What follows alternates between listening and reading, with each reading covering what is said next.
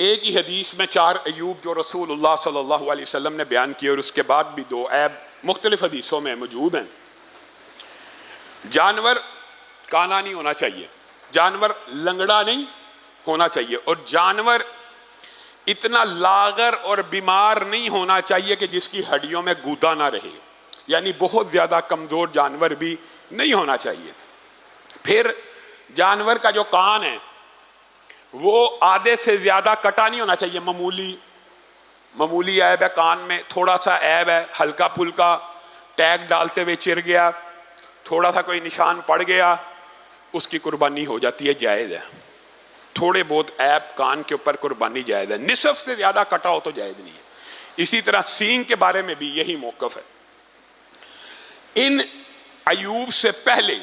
جو معاشرے میں غلط العام ہے وہ یہ ہے، لا تذبحوا الا مسنہ کی جو حدیث ہے اس کو اگنور کر دیا جاتا ہے۔ رسول اللہ صلی اللہ علیہ وسلم نے فرمایا نہ تم قربانی کرو، نہ تم ذبح کرو مگر 2 دانت کے، اور 2 دانت کی ٹرانسلیشنز اور تشریح کے اندر یہ بات ثابت ہے کہ 2 دانت سے مراد عمر نہیں ہے، عمر نہیں ہے، 2 دانت سے مراد 2 دانت ہیں، اور 2 دانت سے مراد ان کا طلوع ہونا ہے۔ یہاں پہ ہمارے معاشرے میں بیپاری اپنا جانور بیچنے کے لیے کہتے ہیں 1 سال کا ہو گیا، بھائی حدیث میں 1 سال کا لفظ نہیں ہے، حدیث میں 2 دانت کا لفظ ہے۔ جی یہ 2 دانت ٹوٹ چکے ہیں، دوندا ہو گیا ہے، حدیث میں ٹوٹنے کا بھی ذکر نہیں ہے، حدیث کا جو ٹرانسلیشن ہے وہ طلوع ہونے کا ہے۔ 2 دانت طلوع ہو جائیں، نمودار ہو جائیں، چاہے بالکل چھوٹے ہی کیوں نہ ہو، 2 دانت نمودار ہو جائیں تب اس کی قربانی جائز ہے۔ یہ کہنا کہ 2 دانت کا مطلب 1 سال ہے، بکری میں 2 دانت کا مطلب گائے میں 2 سال ہے، 2 دانت کا مطلب اونٹ میں 5 سال ہے، یہ فہم باطل ہے، اس کا کوئی قرآن و سنت سے ثبوت نہیں ملتا۔ حتیٰ کہ میں آپ کو ایک بات یہ بھی بتا دوں، ایک بکری ہے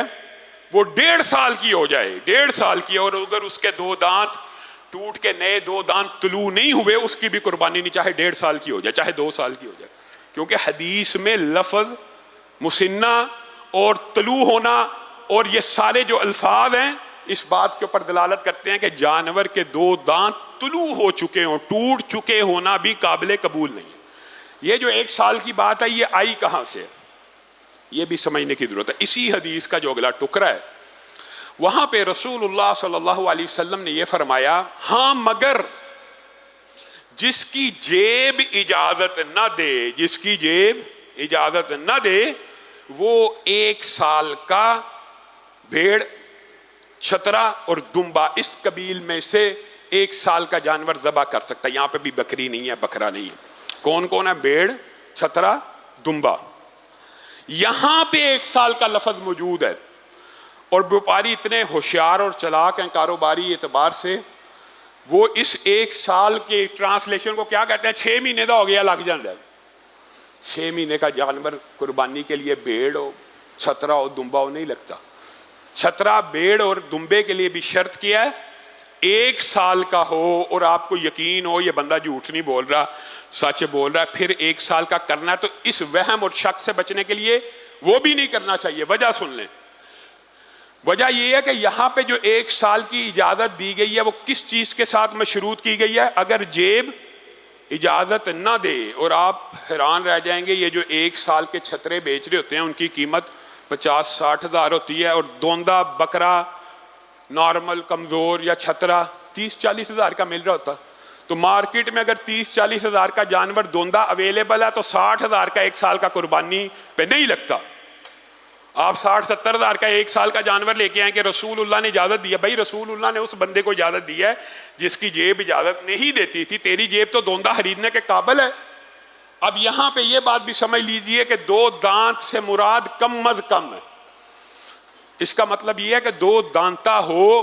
تو 4 دانت والا بل اولا جائز ہے، 6 دانت والا بل اولا جائز ہے، 8 دانت والا بل اولا جائز ہے۔ بعض ظاہریوں نے یہ شاذ موقف ہے کہ اس 2 دانت سے صرف 2 دانت مراد لیا، مراد کم از کم عمر کی حد ہے، اور جتنا بڑا ہوگا وہ اس سے 2 دانت سے اوپر سارے جانور مسنون ہے، جائز ہے، قربانی کے لیے حلال ہے۔ یہاں پہ ایک اور سوال پیدا ہوتا ہے، ہمارے معاشرے میں خصی جانور کیا جاتا ہے، بالعموم اسی کا گوشت پسند کیا جاتا ہے، کیونکہ جو خصی جانور نہیں ہوتا اس کے اندر بڑی بدبو ہوتی ہے۔ تو کیا خصی ہونا کوئی عیب ہے؟ قرآن و سنت سے یہ کوئی عیب نہیں ہے، بلکہ رسول اللہ صلی اللہ علیہ وسلم سے خصی، چتکبرے، مینڈے